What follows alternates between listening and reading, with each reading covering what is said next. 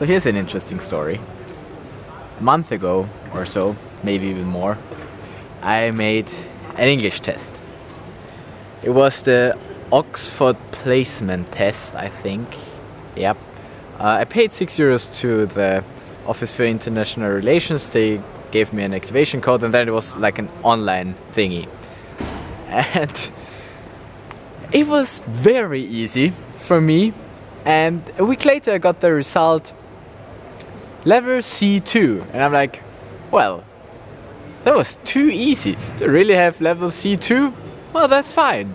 And then I made plans to make a proper English exam with level C2, just so I have a proper certificate.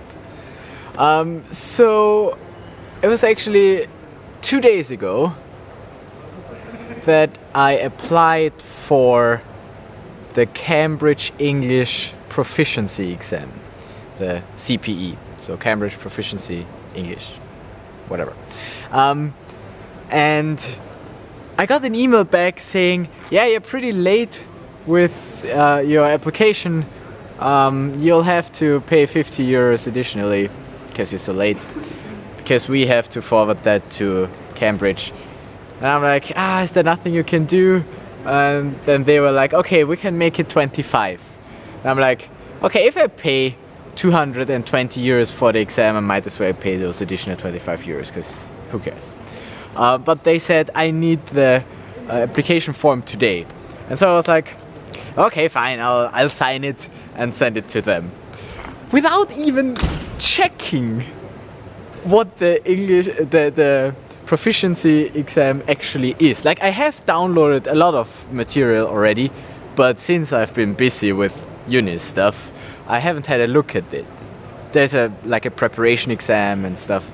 And now, sitting up there in the Lernzentrum, because I had to kill an hour, I was doing such a preparation test.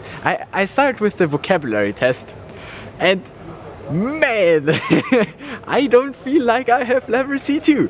Because, I knew some of the words, but at most questions I was like, oh, don't know that word, don't know that word, don't know that word. What's that even mean? And so I got 26 of 50, which is 50% correct. So that's bad. So I question whether or not I should actually do the exam. But since I've already registered myself to do that, I will now actually freaking do that, because I need to just... there was one reason why I just did it. I knew that I might question it at some point and then not do it, but I really want to have it done, so I had to just apply. And so now it's the date is the 28th of November. That's when my exam is, so I have time to prepare. And now that I know that I really suck at English, or at least when it comes to C2, that I should prepare. So that's what I'm going to do. Yep.